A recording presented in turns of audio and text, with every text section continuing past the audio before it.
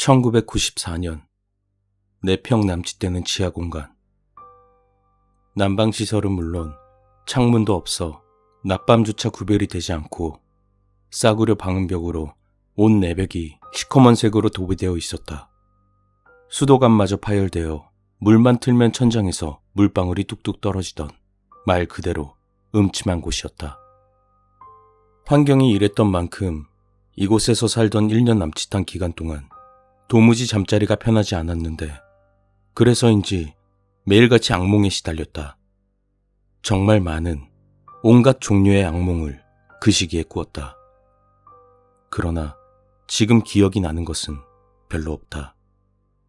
하긴 실제로 겪은 무서운 일도 막상 벗어나서 안전해지고 나면 술자리에서의 농담거리로 전락하기 십상인데 좁은 방 안에서의 악몽이야 뭐가 그리 공포스럽게 기억에 남아있겠는가. 오직 그 일만 빼면 말이다. 그것이 처음 찾아온 것은 어느 날 낮잠을 자고 있던 중이었다. 꿈속에서 나는 어머니와 함께 조선시대의 장터를 걷고 있었다. 흰 옷을 입고 상투를 튼 사람들이 북적거리는 한낮의 장터는 활기로 가득 차 있었다. 어머니와 나는 점심을 먹으러 국밥집을 찾고 있는 중이었다. 그때 한쪽 모퉁이에서 소란스러운 소리가 들렸다.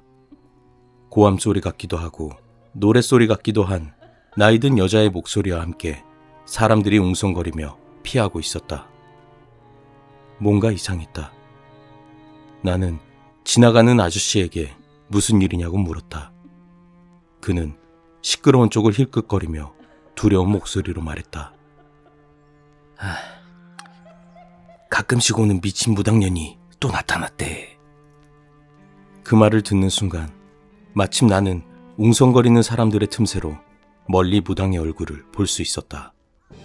희고 더러운 소복을 입고 그리 길지 않은 지저분한 머릿결을 휘날리는 무당의 얼굴은 멀리서도 한눈에 알아볼 만큼 마치 흰 분을 바른 것처럼 허여멀그레했다. 그 얼굴을 보자 온몸에 소름이 돋았고 불길한 느낌을 받은 나는 어머니를 이끌고 빨리 그곳을 빠져나왔다. 잠시 후 우리는 국밥집에 도착해서 자리에 앉았다. 그러나 그곳 역시 뭔가 괴이한 분위기에 쌓여있다는 느낌은 지울 수 없었다. 비정상적인 시공간에 들어와 있는 느낌. 뭔가 뒤틀려 있고 사악한 무언가가 숨어 있다는 직관. 이런 요사한 기운을 애써 무시하면서 나는 어머니와 함께 국밥이 날라져 오기를 기다리고 있었다. 바로 그때였다.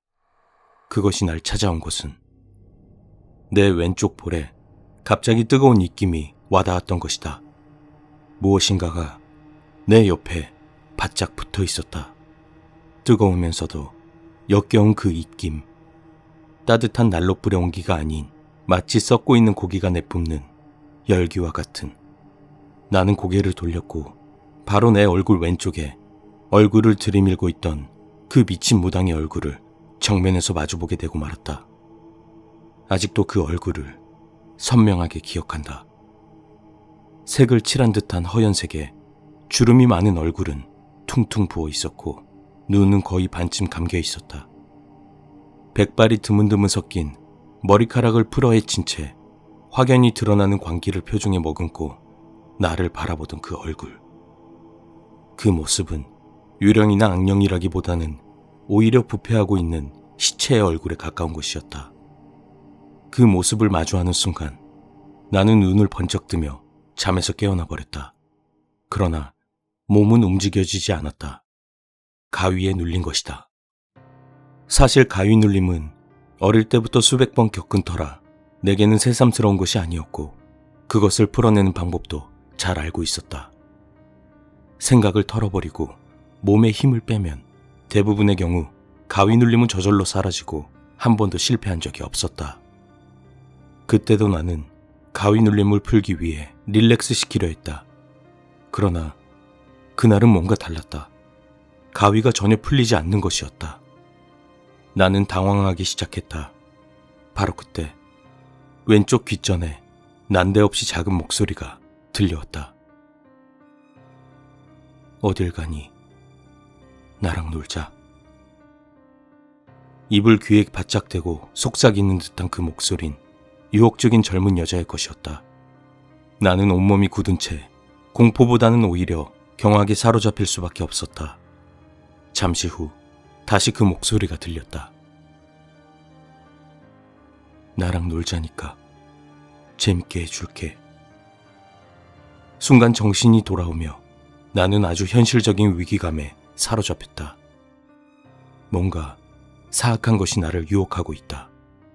그것은 계속해서 놀자 하며 웃고 있었다. 그 웃음소리를 듣는 순간 그때까지의 황당함과 놀람에서 벗어나 나는 이 상황에서 벗어나야만 한다는 맹목적인 의지가 생겼다. 그리고는 이해할 수 없는 내부의 힘을 끌어내며 거의 반자동적으로 외쳤다. 내 인연! 어디라고 감히 이따위 수작을 부리느냐? 빨리 사라지지 못할까? 이상하게도 조선시대의 풍의 호통이 내 입 밖으로 튀어나왔다. 첫 음절이 나옴과 동시에 가위가 풀리면서 나는 벌떡 일어나 앉았다. 그리고 나는 내가 하는 나머지 말들을 앉은 채로 들을 수 있었다. 1분 정도 그렇게 멍하니 앉아있던 나는 밖으로 나가 담배를 한 대 피고는 다시 들어왔다. 그런 다음 별다른 후유증 없이 다시 자리에 누워 잠이 들었다. 상당히 괴기한 상황이기는 했지만 담배를 피며 오후의 햇살을 보고 나니 좀 특이한 가위 눌림이란 느낌 이상의 것은 사라져버렸던 것이다. 나 자신이 원체 그런 데 대해서 겁이 없기도 했다. 귀신이 인간을 이길 수 없다는 평소의 소신 때문이었다. 그러나 여기서 끝난 것이 아니었다. 보름쯤 지났을까 나는 똑같은 꿈을 다시 꾸게 된다. 조선시대의 장터, 미친 무당, 얼굴 옆으로 불어오는 뜨거운 입김, 그리고 또다시 그 목소리. 허옇고 퉁퉁 부른 얼굴을 보지만 않았더라도 자칫 유혹에 넘어갈 만한 섹시한 그 목소리. 몇 번에 걸쳐 들려오는 그 목소리를 뿌리치고 나는 지난번과 똑같이 호통을 치고 가위에서 풀리면서 일어났다. 온몸에 식은땀이 흐르고 있었다. 이게 또 뭔 일이야? 진짜. 불쾌한 기분에 자리에서 일어난 나는 밖으로 나갔다. 아침 7시. 이미 밖은 환했고 드문드문 사람들도 보였다. 근처의 구멍가게에서 주스를 한 잔 사먹고 쭈그리고 앉아 담배를 한 대 빼물었다. 10분 정도를 그렇게 앉아 있었을까. 환한 바깥 분위기에 이미 공포감은 다 사라져버렸고 다시 들어가서 눈을 붙여야겠다는 생각이 들었다. 별 생각 없이 철문을 열고 지하로 통하는 계단을 내려가던 나는 중간쯤에서 움찔 멈춰설 수밖에 없었다. 그렇다. 이상한 한기와 함께 이유를 알 수 없는 강한 기운이 지하실로부터 느껴진 것이다. 그것은 마치 물속을 걸어 들어가는 듯한 저항력이었다. 그리고 이어서 수백 개의 바늘이 몸으로 날아오는 듯한 마치 전기에 감전된 듯한 충격이 몸 전체를 휘감기 시작했다. 그 순간에는 정말로 겁이 났다. 당장 돌아서서 여기를 나가야 한다. 도망가야 한다. 라는 생각이 머리를 스쳤다. 그러나 다음 순간 왠지 모를 오기와 함께 여기서 도망가면 계속 쫓겨야 할 거라는 생각이 들었고 내 힘으로 이것을 물리치지 않으면 안 된다는 확신에 가까운 신념이 생겨나고 만다. 한 걸음씩 계단을 내려갔다. 나는 지하실 안의 문을 활짝 열고 눈을 부릅뜬 채 방으로 들어갔다.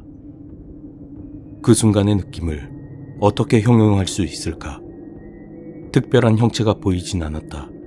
그러나 온몸을 거의 움직이지도 못하게 만드는 강력한 압박감과 함께 찬바람이 지하실 전체를 휘감고 돌았다.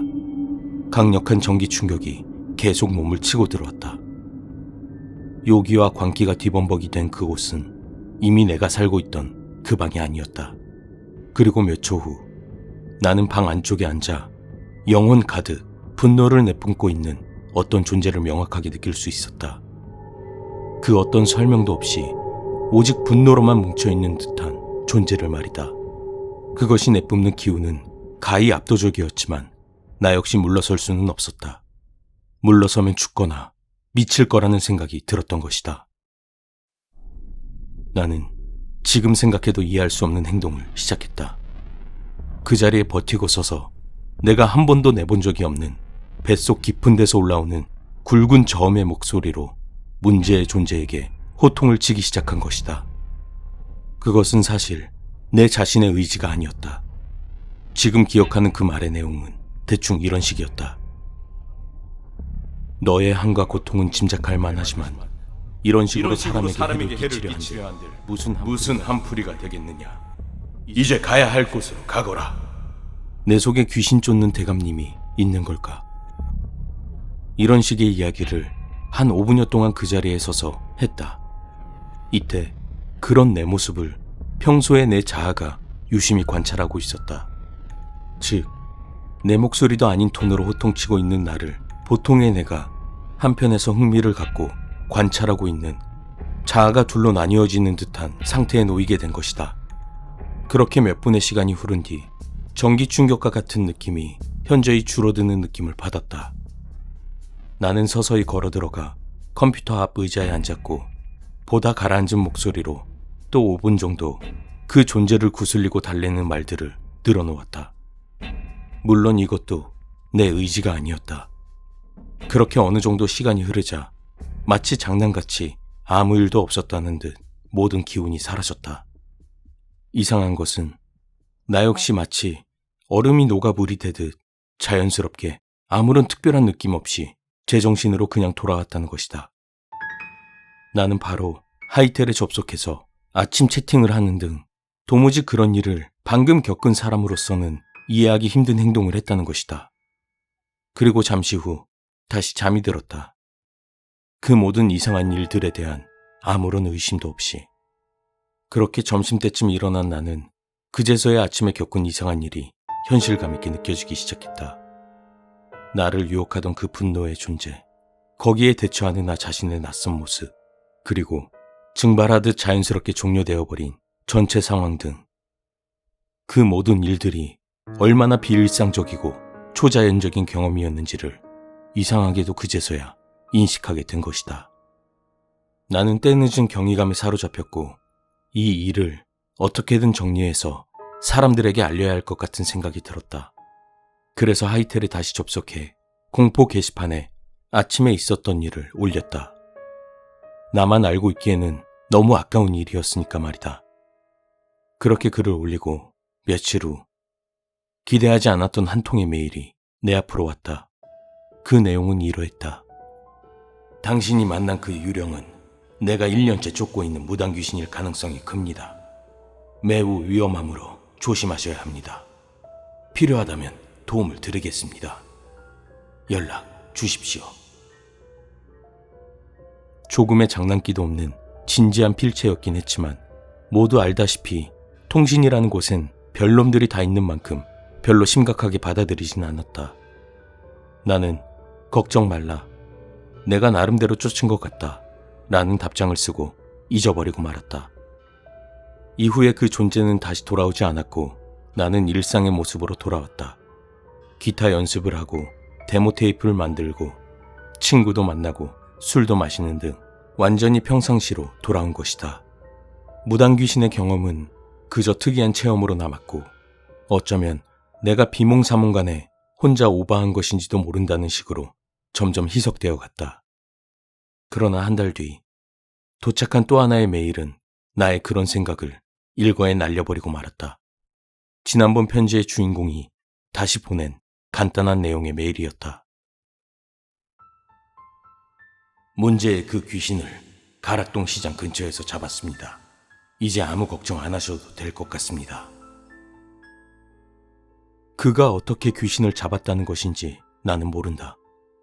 그러나 이 메일을 통해 나는 그때의 내 경험이 결코 혼자만의 착각이거나 잠결에 일어난 일이 아니었다는 것을 확신하게 되었다.